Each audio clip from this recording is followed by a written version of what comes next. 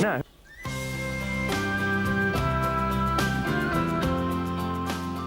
Shane MacGowen might not be one of rock's most eligible bachelors, yet his girlfriend of 10 years, Victoria Clark, has inspired some of his most poignant love songs.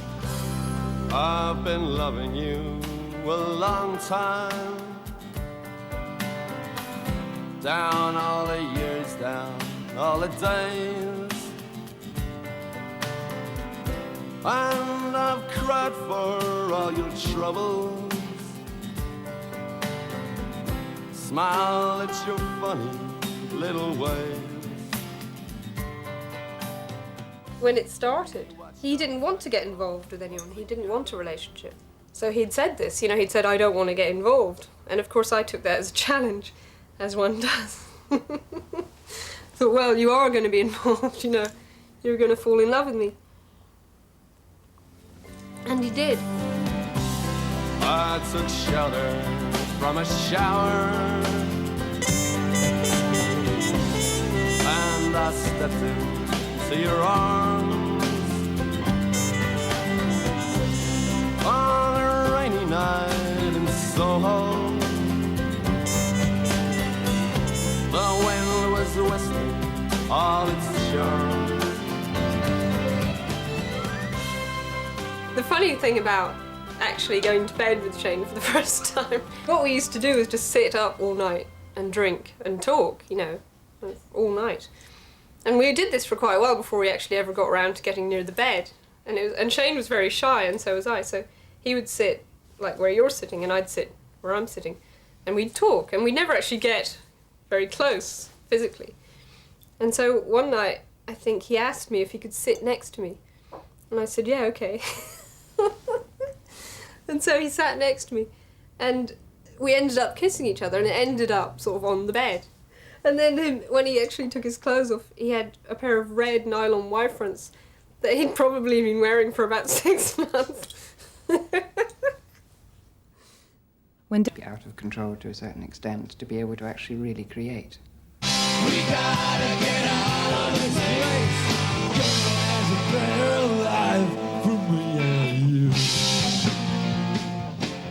We lived in a very small flat, which was very dark, and there were always a lot of people around hanging out, you know, watching horror films, and they watched an awful lot of horror films and violent films. He was always attracted to real sleazebags, basically, and I think for him it made him feel good, because they were a lot less together than he was, which was saying quite a lot.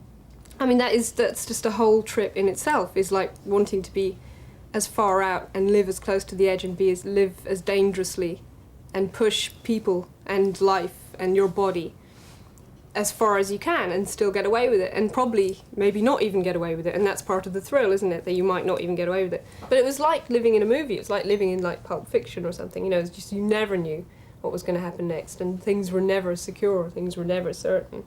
And I suppose I liked that. I liked the excitement of it. Did you ever think you had to save him?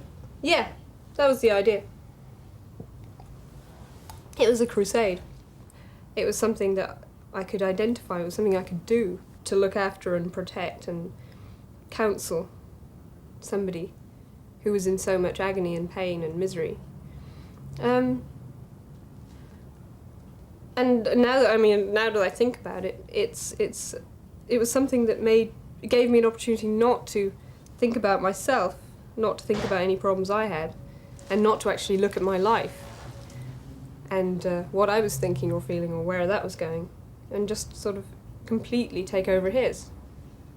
Because I'm going, I am going, any which way the wind may be blowing. I am going, where streams of whiskey are flowing. Yeah! The problems caused by Shane's excesses came to a head after a Pogues concert in Ireland.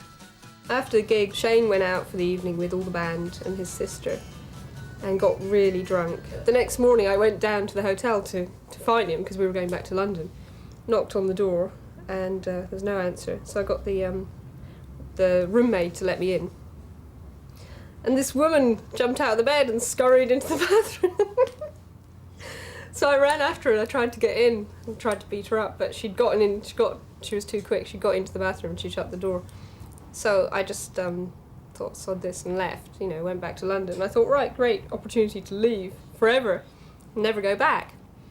So I'd gone back in London maybe a day later. There was a phone call from Shane's sister, Siobhan, telling me that Shane had been committed to St. John of God's in Dublin and had been certified. And I think what led up to that was an incident where he'd painted himself black and jumped out of a moving car onto the motorway. They told me that he had, you know, repented and was, like, trying to get back on the right track. But I knew this wasn't really likely. But I went anyway. And he was all sort of sweet and clean and sober in the bed with his blue pyjamas on. And so I forgave him. We watched our friends grow up together,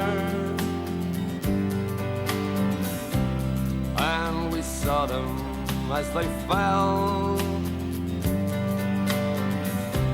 Some of them fell into heaven, some of them fell into hell. For any kind of creative artist, it's always useful to put yourself through extremes of emotion. Because if you're not going through extremes of emotion, you're not really going to connect with people.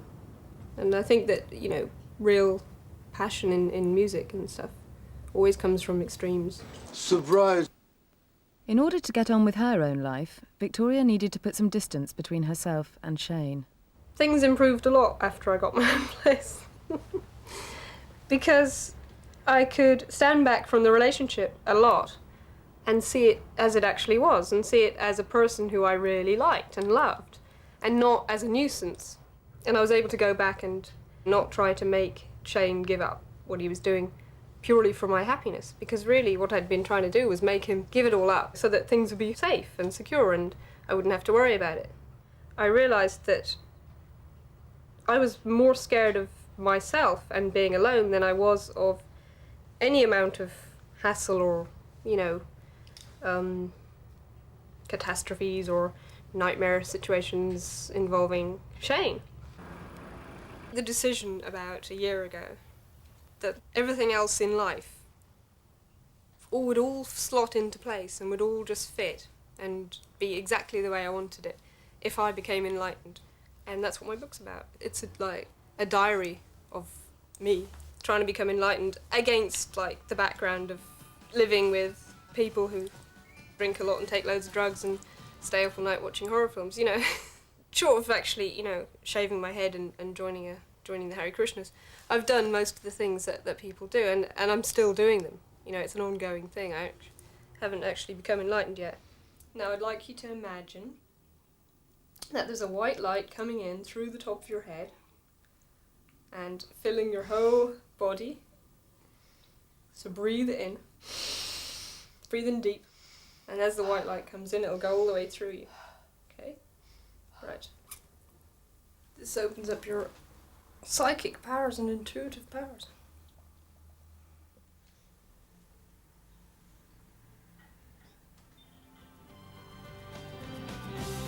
Now the song is nearly over. We may never find out what it means. Still, there's a lot I hold before me. You're the measure of my truth, the measure of my truth. But when the dreams fail, reality has a cold look. What would have been a good